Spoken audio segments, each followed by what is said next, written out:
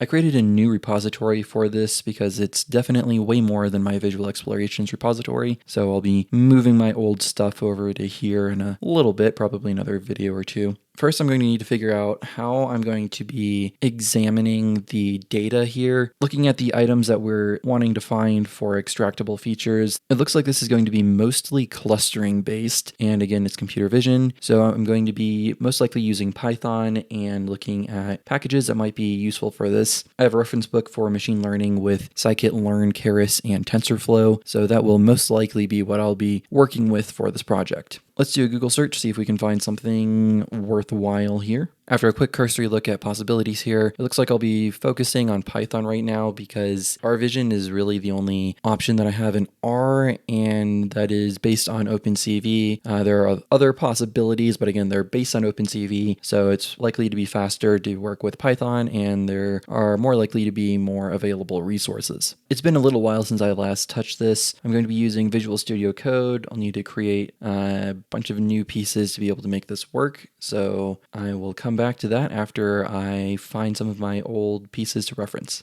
I'm going to start by creating a new Conda environment, and it's been somewhere between 6 months and a year since I last did this, so I'm going to have to go find my stuff again. Well, this is an excellent reason to have stuff saved as I find it. Conda right here, create a new Conda environment. Conda create name, environment name. After opening a new terminal, we're going to create our new Conda environment, Mars CV. Looks good. Let's go ahead and add this while I'm here. All right, so that should be activated. We now have to show Mars CV here. Now I need to go through and make sure I have all of the pieces that I'll need. I'm not entirely certain that this is going to work the way I want it to, but I'm going to copy from a environment that I know works fairly well, and I'm going to try, well, just straight moving that information all over to the new environment and opening it from there. We will see if it breaks something. Low confidence, we'll see. Okay, 3.5-ish gigabytes of stuff copied over, and now we're about to see whether or not I broke it. Reactivate the relevant environment. All right, well, that's a good sign. Okay, that's still not working. Let's try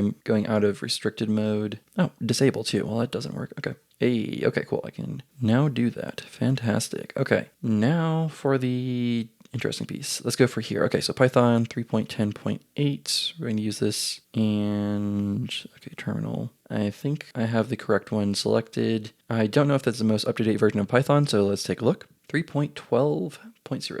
Conda update Python. Let's see what we've got. All right, let's see what this terminal message is. I don't have the current version of Conda either. Okay. I need to update Conda. Looks like I'll need a good chunk of new items, and we're going to have a bunch of updates. Yes, proceed. Okay, that's complete. Let's update Conda.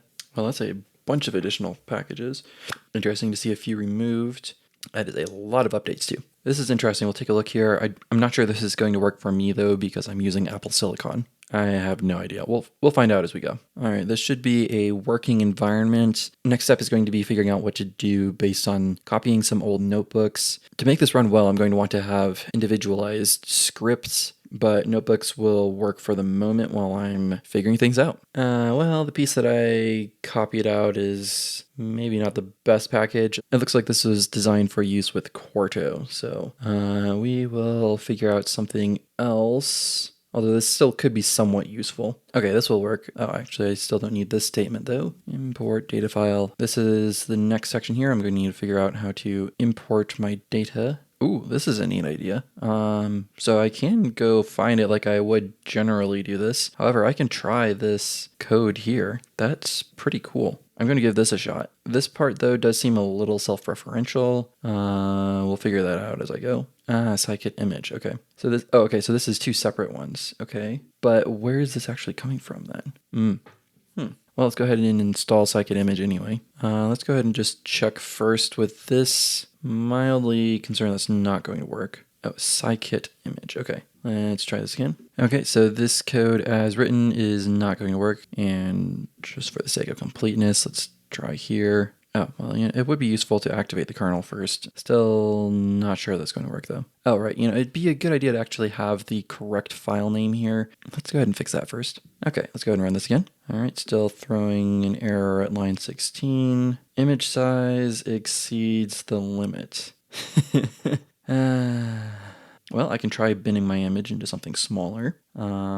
See if there might be some other way to read this in. This is still really weird. I don't get why I have to Conda import Sci-Kit -image, but then it's supposedly here as skimage. Oh, it's here. Yeah, I don't know what this error message is. Whatever. Okay, so it's in at least. So the issue though is, let's see, how many, is it just a matter of 3? Okay, so 9. Yeah, okay, so it's just like 8 times too large. I'm going to add the user guide here for Sci-Kit image. Okay, so it looks like someone else may have had a similar issue I'm having. Okay, so there are tiling options. That's nice. Ooh, oh, that's cool. So I can just adjust the pixel size. Interesting note. Looks like this answer is suggesting OpenCV. Let's first see if this works, and then that's an indication that I might be needing to look at OpenCV just because of the size of that image. Well, that got rid of that one error. However, now I have a decoder issue. Make sure that's thumbs up. JPEG 2 files, right? Open JPEG library.